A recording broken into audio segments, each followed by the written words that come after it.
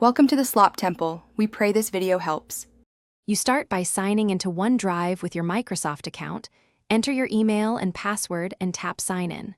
Once signed in, choose the local folder where files will sync and confirm you have enough storage, because that decides what uploads automatically.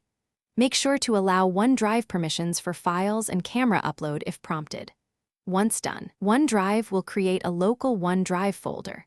Drop a test file there to verify syncing begins, and you see the cloud icon change. You now control how files move between devices, drag and drop into the OneDrive folder, or use the Upload button on the web.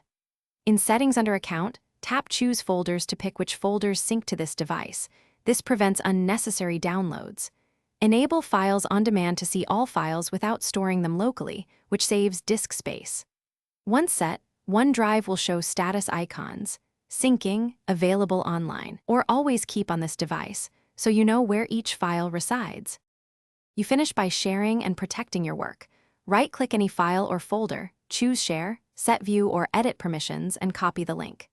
To recover changes, use version history or the recycle bin on the web to restore older versions or deleted items. If syncing stalls, try pausing then resuming sync, check internet connection, and ensure enough disk and OneDrive storage. If problems persist, unlink and relink your account in Settings. This refreshes credentials and often resolves stubborn sync errors. Thanks for watching. Consider subscribing if we helped you.